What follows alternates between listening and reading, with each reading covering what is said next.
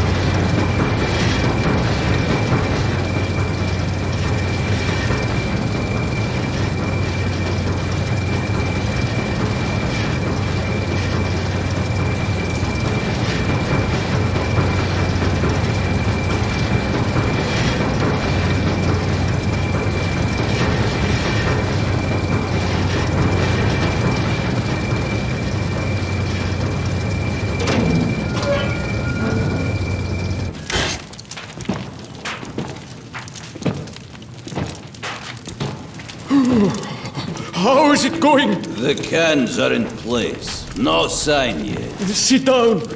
Warm up while it burns. I've brought 2 more crates to dry.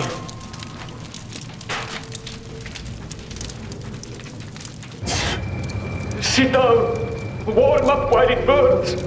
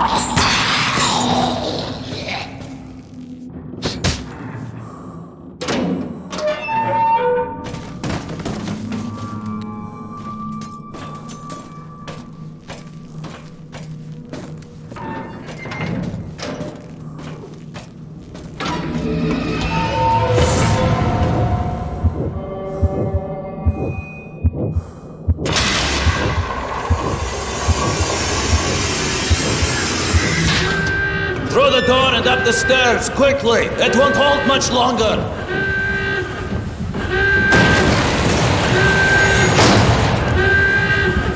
Flag warning! Everyone must evacuate the first and second compartments! Get to the upper decks!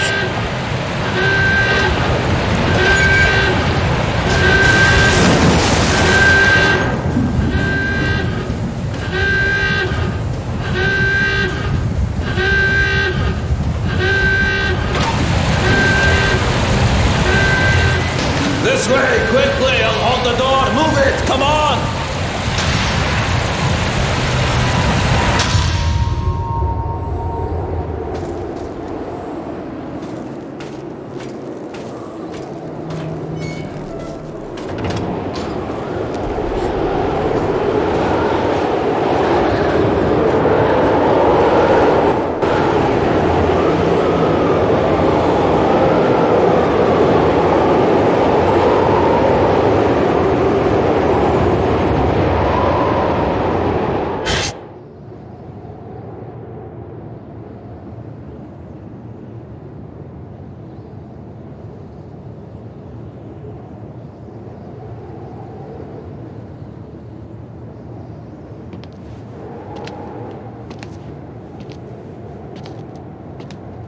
Captain, the rod shows formation of sea ice all along our course.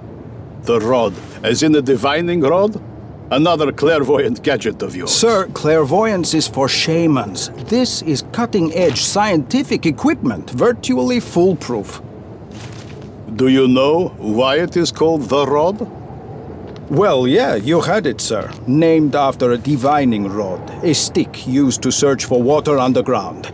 Was real popular back in the days of wooden ships and navigating under the stars. Times change, but some things remain much the same. The ship must respect you. You must listen to her, understand her, talk to her, live with her one-on-one for many years. Then you become more than just a captain. You become a part of something bigger. That's great, but isn't it just pretty words? Sir, it seems to me all you've got to do is hold on to the wheel. When are you going to let me try, by the way? You don't waste any time, do you? Well, if you're keen, try this for now.